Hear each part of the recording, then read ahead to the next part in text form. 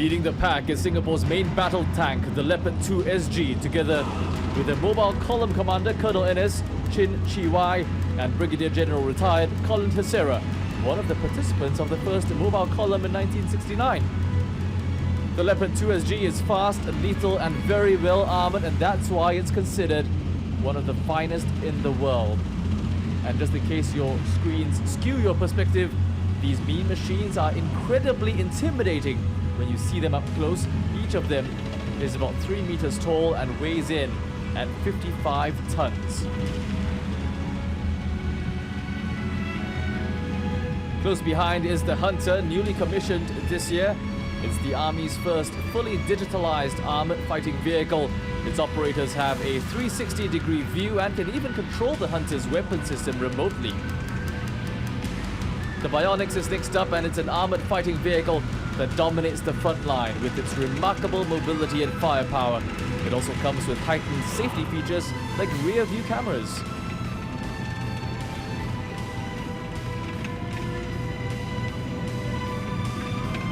And how about this for an all-terrain tracked carrier? The versatile Bronco can maneuver in different types of terrain.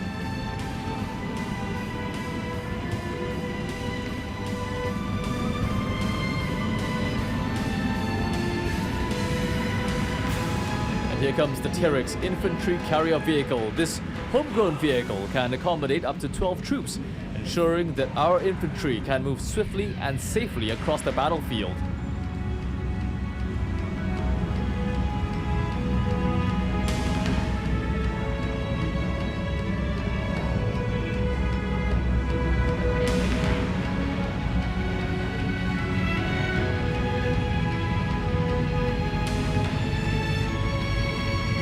You're looking at the Belrex Protected Combat Support Vehicle, which protects our soldiers with its superior firepower.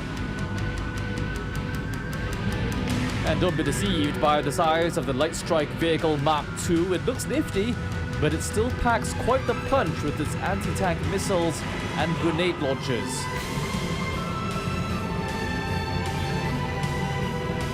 Serving the battlefield are our unmanned aerial vehicles. These can collect critical information while keeping our troops out of harm's way.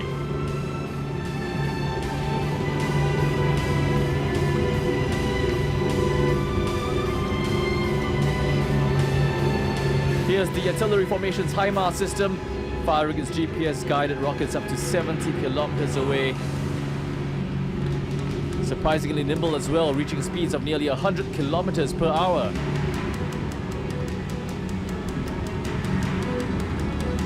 The Safari weapon locating radar detects rocket fire against us with its early warning technology. It's one of the latest and finest pieces in the artillery. Nothing stands in the way of the Combat Engineer's L2 Armored Engineer Vehicle, which effortlessly clears physical obstacles for troops. And you've already seen this from earlier, the M3G float bridges, which enable our artillery to fire a 21-gun salute in the Marina Bay. In fact, it can carry up to 3 5-tonner trucks. The Mobility Support System is a new addition to the Combat Engineers. That rolled-up platform helps our tracked and wheeled vehicles over soft ground.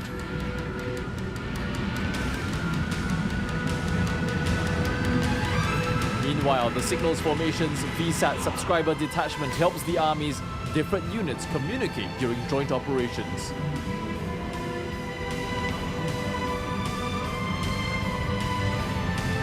Here's another new addition to our arsenal. The Wheeled Recovery Vehicle can secure and recover all wheeled vehicles used by the Army thanks to its recovery capacity of 35 tons.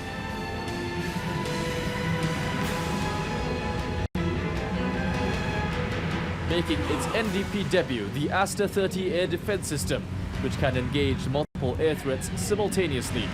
The system is also incredibly lean, requiring just 3 people to man. That's the MP Star and the Spider, an armed advanced missile.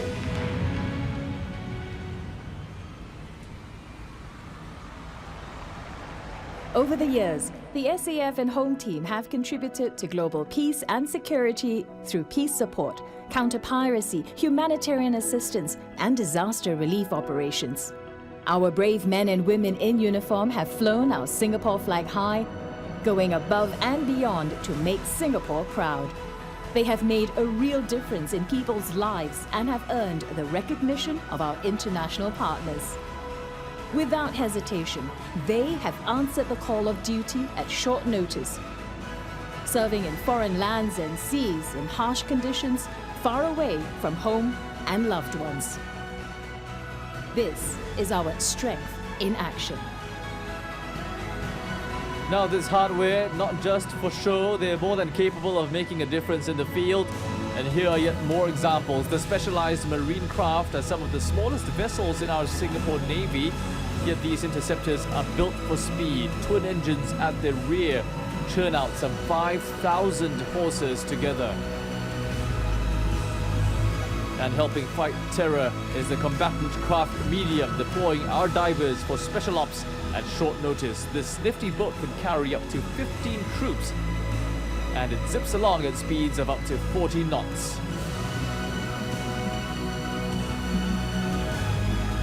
The Protector unmanned surface vessel looks like just another inflatable boat, but its remotely controlled navigation and weapons suite means it's more than capable of controlling piracy hotspots like the Gulf of Aden.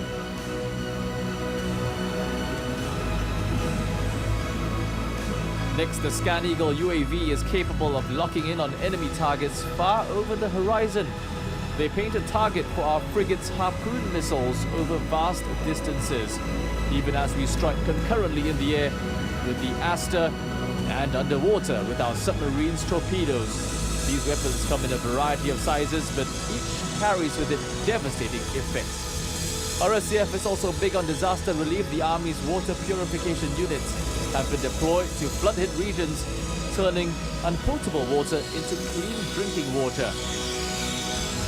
The SCDF's DART Urban Search and Rescue Vehicle takes our personnel to the disaster scene. The men here highly skilled in multiple types of search and rescue operations and firefighting. Rounding the column up so far is Mobile Column Sergeant Major Master Warrant Officer Neo Boon Kui.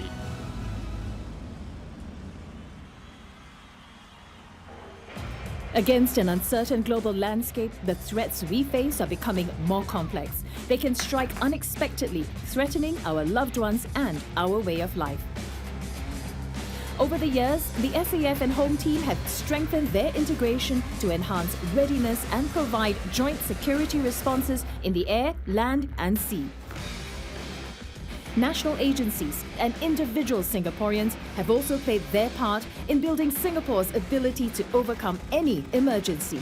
Whatever challenges lie ahead, we can be assured that the SAF and Home Team stand ready to respond to any security threat, and that Singaporeans will rally together towards securing our Singapore. But keeping Singapore safe and secure at home is also a big task. Appearing in formation are our bikes from the SAF and Home Team. Among them in black are our rapid deployment troops, the first respondents when terror strikes. Next, the Peacekeeper protected response vehicles, which help defend urban installations. They're hardy and flexible, providing the perfect shell for troops.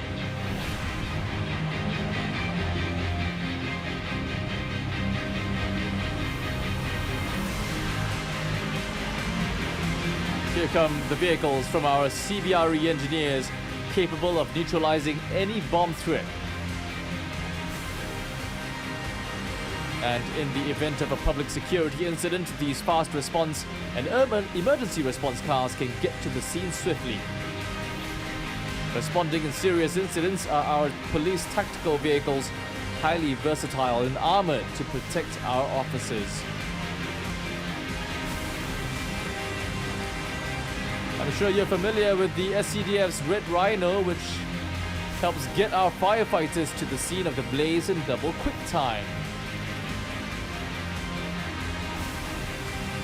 And close behind are the unmanned firefighting machines, and a series of robots that are able to detect and fight fire autonomously.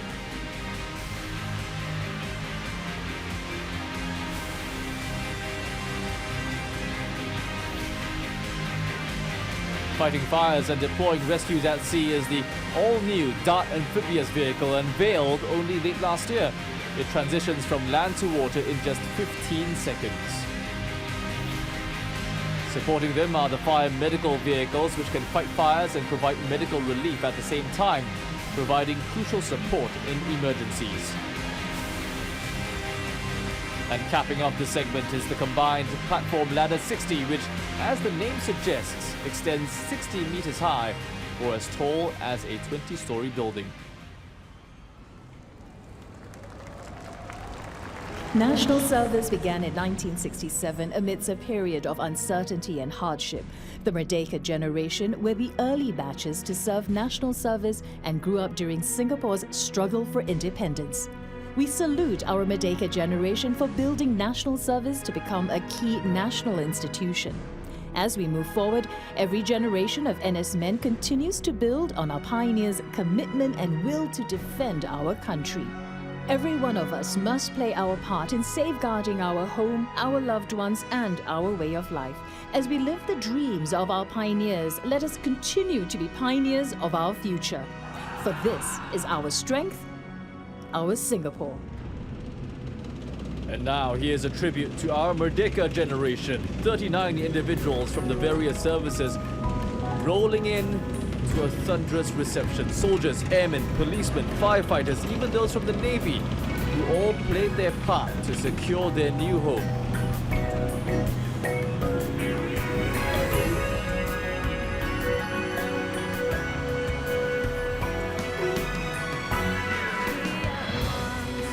The crowd here well aware of the sacrifices that these men have made in the early years.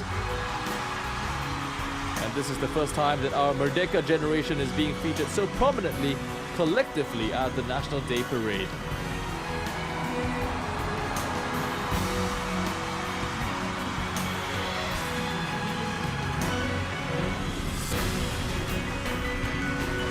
What a way to recognize our Merdeka generation, some might say on the grandest national stage of all, the National Day Parade.